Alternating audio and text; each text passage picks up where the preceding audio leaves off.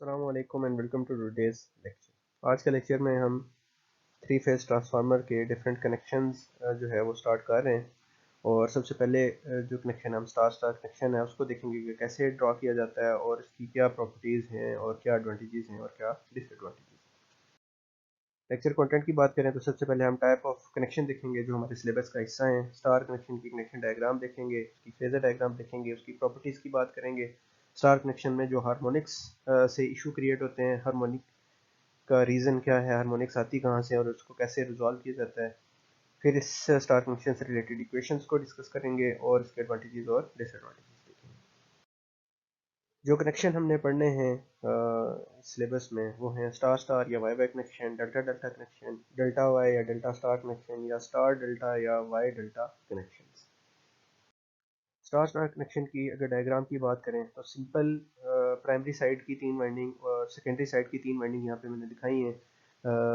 ये अभी आपस में कनेक्टेड नहीं है। इन्हीं वाइंडिंग को हमने प्राइमरी पे भी स्टार में और सेकेंडरी पे भी स्टार में कनेक्ट करना। तो अगर प्राइमरी के भी तीनों वन टर्मिनल और सेकेंडरी के भी वन टर्मिनल को मैं शॉर्ट कर लूँ और शॉर्ट करने वाले तीनों जो टर्मिनल होंगे वो न्यूट्रल बनेंगे, तो ये स्टार स्टार कनेक्शन की एक फॉर्म है। स्टार स्टार कनेक्शन की दूसरी फॉर्म ये हो सकती है कि मैं दोनों वाइंडिंग के टू टू टर्मिनल जो है वो शॉर्ट करूँ।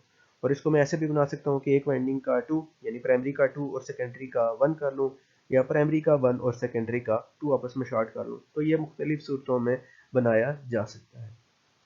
जो ऊपर वाले दो स्टार स्टार कनेक्शन है जिसमें वन और वन शॉर्ट है और टू शॉर्ट है, इसमें किसी भी किस्म का फेज शिफ्ट नहीं है क्योंकि सिमिलर पोलैरिटी वाले टर्मिनल वन में प्राइमरी साइड पे और सिमिलर पोलैरिटी वाले टर्मिनल सेकेंडरी साइड पे शॉर्ट है। जबकि जो नीचे वाले दो कनेक्शन है इसमें ऑपोजिट पोलैरिटी वाले टर्मिनल क्योंकि शॉर्ट है, प्राइमरी में टू शॉर्ट है, सेकेंडरी में वन शॉर्ट है, या सेकेंडरी या प्राइमरी में वन शॉर्ट है और सेकेंडरी में टू शॉर्ट है। इस वजह से जब सप्लाई दी जाती है तो फेज़ में 180 डिग्री का शिफ्ट आ जाता है। तो ऊपर वाले जो दो कनेक्शन है स्टार स्टार, इनमें किसी भी किस्म का फेज शिफ्ट नहीं है, जबकि नीचे वालों में 180 डिग्री का फेज। यहाँ पे स्टार स्टार कनेक्शन को एक और तरीके से ड्रॉ करने का तरीका दिखाया गया है। तो स्टार स्टार कनेक्शन को ऊपर वाइंडिंग वाले तरीके से भी ऐसे भी ड्रॉ किया जा सकता है और नीचे जैसे ये वाई फॉर्म में ड्रॉ किया गया वैसे भी डिज़ाइन किया जा सकता है। दोनों इक्वलेंट हैं, सेम कनेक्शन हैं, जस्ट ड्रॉ करने का डिफरेंट तरीका है। अगर फेजर डायग्राम की बात करें तो जिस केस में कोई फेज शिफ्ट नहीं है तो रेड येलो ब्लू एक्सिस पे जो भी जिस भी लोकेशन पे बनाए जाते हैं, आपको पता है रेड जो है वो 0 डिग्री पे होता है, ब्लू जो है वो 120 डिग्री पे होता है, येलो जो है वो 240 डिग्री पे होता है। तो वो प्राइमरी साइड पे भी उसी ओरिएंटेशन में उसी शेप में और सेकेंडरी साइड पे भी उसी शेप में है क्योंकि कोई भी फेज शिफ्ट इनमें नहीं है। लेकिन जब फेज शिफ्ट आएगा तो आप देखेंगे कि प्राइमरी वाला जो है वो, क्योंकि टू इसमें मैंने शॉर्ट किया हुआ है तो इसलिए इसको मैंने 180 डिग्री फ्लिप कर दिया। जबकि जो सेकेंडरी वाला है वो ओरिजिनल पोजीशन में, यानी वन ही उसमें शॉर्ट है, तो रेड ब्लू और येलो अपनी ओरिजिनल जगह पे हैं। जबकि प्राइमरी में आप देखें तो रेड 180 डिग्री शिफ्ट हो चुका है, येलो भी 180 डिग्री शिफ्ट हो चुका है और ब्लू भी 180 डिग्री शिफ्ट हो चुका है। तो इस केस में ये जो कनेक्शन है जिसमें अपोजिट टर्मिनल प्राइमरी और सेकेंडरी पे शॉर्ट किए जाते हैं उसमें 180 डिग्री का शिफ्ट होता है। अगर प्रॉपर्टीज़ की बात की जाए तो स्टार कनेक्शन इस्तेमाल होता है छोटे साइज़ के हाई वोल्टेज ट्रांसफार्मर में। उसकी वजह यह है कि वाइंडिंग पे आने वाली वोल्टेज यानी फेज वोल्टेज लाइन वोल्टेज का one one over under root three times होती है, यानी लाइन वोल्टेज की मकदार अंडर रूट थ्री टाइम्स कम होकर वाइंडिंग पे आती है। यही वजह है कि लाइन वोल्टेज का मुकम्मल दबाव वाइंडिंग को उसका सामना नहीं करना पड़ता, वाइंडिंग पे दबाव कम होता है, इसलिए हमें कम इंसुलेशन दरकार होती है, कम टर्न्स दरकार होते हैं और ये कनेक्शन जो है वो हाई वोल्टेज के लिए इकोनॉमिकल साबित होता है। इंसुलेशन की रिक्वायरमेंट कम है। न्यूट्रल जो है इस कनेक्शन का एक और फायदा है कि न्यूट्रल जो है वो दोनों साइड से, प्राइमरी और सेकेंडरी दोनों साइड से हासिल किया जा सकता है। मोस्टली न्यूट्रल एक साइड से निकाला जाएगा, दूसरी साइड का न्यूट्रल जो है वो टैंक के साथ ही जोड़ के टैंक को ग्राउंड कर लिया जाएगा। प्राइमरी और सेकेंडरी में कोई फेज चेंज या फेज शिफ्ट नहीं है, इसलिए इन ट्रांसफार्मर को पैरेलल में इजीली स्टार स्टार के साथ लगाया जा सकता है।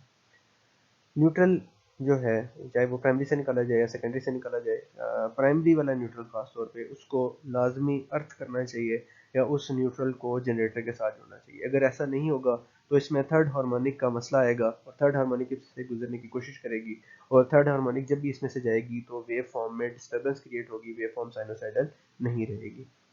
इसी तरह इस ट्रांसफार्मर का एक और इशू ये है कि ये ट्रांसफार्मर पे जब तीनों फेजेस पे लोड यकसा मिकदार में नहीं होता, जैसे कि शक्ल में आप देख सकते हैं, मैंने यहाँ पे सिंगल फेज लोड दिखाया है जो कि हर एक फेज की वोल्टेज और न्यूट्रल के साथ कनेक्ट किया गया है, या थ्री फेज लोड भी लगाया जा सकता है जैसे कि मैंने यहाँ पे डायग्राम में दिखाया हुआ है। तो अगर लोड की मिकदार तीनों फेजेस पे बराबर नहीं होगी, तीनों फेजेस का करंट आपस में बराबर नहीं होगा, यही वजह है कि न्यूट्रल पे जब करंट टर्मिनेट होगा तो रिजल्टेंट जीरो नहीं आएगा। जब वहाँ पे एक नेट करंट चलेगा, एक वोल्टेज बनेगी, तो वो वोल्टेज तीनों फेजेस की वोल्टेज में तब्दीली लेके आएगी। हार्मोनिक्स की अगर बात की जाए तो हार्मोनिक एक ऐसी वेव होती है, एक ऐसा सिग्नल होता है जिसकी फ्रीक्वेंसी, आपकी फंडामेंटल फ्रीक्वेंसी जो इस केस में हमारे पावर सिस्टम में 50 हर्ट्ज है, उसका टेबल में मल्टीपल होता है। जैसे 50 के लिए harmonic component, odd harmonic component 150, 250 और इस तरह ऑड मल्टीपल्स हैं 50 के। तो अगर ऑड हार्मोनिक आएंगी सिस्टम में तो हम इनको कहेंगे ये कि इनकी ऑड हार्मोनिक है। इसी तरह इवन मल्टीपल जो होंगे वो इवन हार्मोनिक कहलाएंगे। मोस्टली जो ऑड हार्मोनिक्स हैं वो वेव फॉर्म में डिस्टर्बेंस क्रिएट करती है, यानी वेव फॉर्म की शक्ल में बिगाड़ पैदा करती है। हार्मोनिक क्रिएट होने की वजह यह है कि ट्रांसफार्मर के फ्लक्स को साइन वेव रखने के लिए एक्साइटेशन करंट जो कि ट्रांसफार्मर में मकनातीसी कुव्वत चलाता है, उस करंट में हार्मोनिक कंपोनेंट जो है, थर्ड हार्मोनिक कंपोनेंट है, वो एग्जिस्ट करता है। अगर third harmonic component excitation current में नहीं होगा तो फ्लक्स की शक्ल साइन वेव नहीं बन सकती। यही वजह है कि हार्मोनिक का होना पावर सिस्टम में लाजिम व मलजूम है, क्योंकि हार्मोनिक नहीं होगी तो वेव फॉर्म साइनोसाइडल नहीं होगी। इसी तरह हार्मोनिक की और भी बहुत सी वजूहत हैं। किसी जगह पे अगर लाइटनिंग स्ट्राइक हो, बहुत ज़्यादा हाई वोल्टेज आए, तो वो भी हार्मोनिक क्रिएट कर सकती है। इसी तरह बहुत बड़ा लोड अगर ऑन या ऑफ कर दिया जाए, लोड स्विचिंग हो, तो इसकी वजह से भी हार्मोनिक क्रिएट हो सकती है। और जितने भी नॉन लीनियर लोड हैं जैसे कि कंप्यूटर की पावर सप्लाईज हैं, एनर्जी सेवर्स हैं, डिजिटल लोड्स हैं, इलेक्ट्रॉनिक लोड हैं, ये भी सिस्टम में हार्मोनिक क्रिएट करते हैं। तो हमें क्योंकि ये इस चीज़ का तो अंदाज़ा हो गया कि हार्मोनिक सिस्टम में आना लाजमी मलजूम है, तो स्टार स्टार कनेक्शन में हार्मोनिक को ख़त्म करने का यही सिर्फ तरीका है कि न्यूट्रल को अच्छी तरह ग्राउंड कर दिया जाए। अगर न्यूट्रल ग्राउंडेड नहीं होगा तो हार्मोनिक जो है सिस्टम में से गुजरेगी और बिगाड़ पैदा करेगी। हार्मोनिक को ख़त्म करने का एक और तरीका ये है कि ट्रांसफार्मर में प्राइमरी और सेकेंडरी वाइंडिंग के अलावा एक और वाइंडिंग रख दी जाए। ये एक ऐसी वाइंडिंग है जो ट्रांसफार्मर के कोर में होगी, डेल्टा कनेक्टेड होगी, आपस में short circuited delta connected winding होगी और इसका एक्सटर्नल कोई भी कनेक्शन अवेलेबल नहीं होगा। डेल्टा की वाइंडिंग की एक खसूसियत है कि वो हार्मोनिक को अपने अंदर कैप्चर कर लेती है, इसको एक्सटर्नल सर्किट में नहीं जाने देती। यही वजह है कि यहाँ पे ये तीसरी वाइंडिंग जो है वो डेल्टा में डाली गई है। इस third short circuited delta winding को, जिसका एक्सटर्नल कोई कनेक्शन नहीं है, इसको टर्शरी वाइंडिंग कहा जाता है। स्टार स्टार कनेक्शन की इक्वेशंस की अगर बात करें, इसके ट्रांसफॉर्मेशन रेशो निकालने की कोशिश करें, तो यहाँ पे मैंने प्राइमरी स्टार और सेकेंडरी स्टार मैंने यहाँ पे दिखाया है। प्राइमरी साइड की लाइन वोल्टेज VL1 है।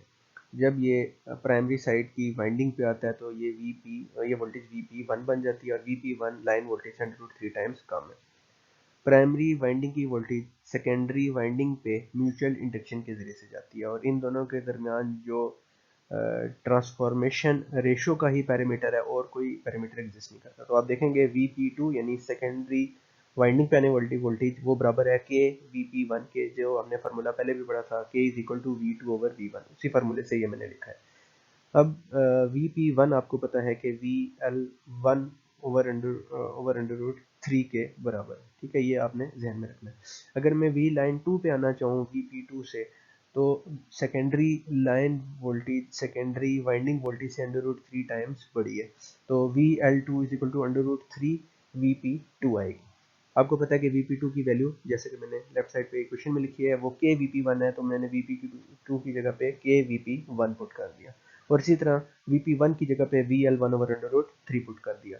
तो VL1 over under root 3 put करूंगा तो आप देखेंगे अंडर रूट 3 और अंडर रूट 3 आपस में कैंसिल हो जाएगा और VL2 इज इक्वल टू के VL1 के बराबर बन जाएगा, जो बिल्कुल वैसे ही है इक्वेशन जैसे कि हमने ट्रांसफॉर्मेशन रेशो की पढ़ी थी कि K is equal to V2 over V1। इस केस में K is equal to VP2 over V1 और K is equal to VL2 over VL1। तमाम जो ट्रांसफॉर्मेशन रेशियोज हैं वो सिमिलर हैं, इसमें कोई एक्स्ट्रा पैरामीटर शामिल नहीं है। अगर एडवांटेजेस की बात की जाए तो स्टार कनेक्शन में चूँकि फेज वोल्टेज लाइन वोल्टेज का 1/√3 गुना होते हैं, इसलिए कम टर्न्स की ज़रूरत पड़ती है। क्योंकि फेज़ वोल्टेज की वजह से वोल्टेज कम है तो इसलिए इंसुलेशन की भी कम मिकदार दरकार होती है और इसकी कीमत कम होती है। स्टार कनेक्शन में चूंकि फेज़ करंट और लाइन करंट आपस में बराबर हैं इसलिए वाइंडिंग को ज़्यादा करंट गुजारना पड़ता है, इसलिए मोटा कंडक्टर इस्तेमाल किया जाता है। मोटा कंडक्टर इस्तेमाल करने की वजह से वाइंडिंग मैकेनिकली लिहाज से ज़्यादा मजबूत होती है और ज़्यादा लोड को बर्दाश्त कर सकती है और कुछ देर के लिए शॉर्ट सर्किट को भी बर्दाश्त कर सकती है। प्राइमरी और सेकेंडरी वोल्टेज के दरमियान कोई फेज़ डिस्प्लेसमेंट नहीं है, इसलिए इनको आसानी से मुतवाज़ी में जोड़ा जा सकता है। इस कनेक्शन के ज़रिए से थ्री फेज़ 4 वायर सिस्टम हासिल होता है और थ्री फेज़ 3 वायर सिस्टम भी इस्तेमाल किया जा सकता है। डिसएडवांटेज की बात करें तो सेकेंडरी वाइंडिंग पे अगर लोड मुतवाज़ी नहीं होगा, लोड बैलेंस नहीं होगा तो कनेक्शन की कारकर्दगी तसल्ली बख्श नहीं होगी और इसमें फ्लोटिंग न्यूट्रल का मसला पैदा हो जाएगा। अगर न्यूट्रल पॉइंट अर्थ नहीं होगा तो इस सूरत में भी थर्ड हार्मोनिक जो है वो असरअंदाज होगी और इससे सेकेंडरी वाइंडिंग के वेव फॉर्म में बिगाड़ पैदा होगा और वोल्टेज की वेव फॉर्म साइनोसाइडल नहीं रहेगी। थर्ड हार्मोनिक से बचने के लिए इसमें इजाफी टर्शरी वाइंडिंग की जाती है जो कि शॉर्ट सर्किटेड डेल्टा वाइंडिंग होती है। क्योंकि इसमें हार्मोनिक का मसला है तो इसकी वजह से कम्युनिकेशन के निज़ाम में डिस्टॉर्शन आती है, कम्युनिकेशन के निज़ाम में ये मसाइल पैदा करता है। इसके साथ ही आज का लेक्चर ख़त्म होता है। कोई भी क्वेश्चन हो तो आप कमेंट्स में शेयर कर दें।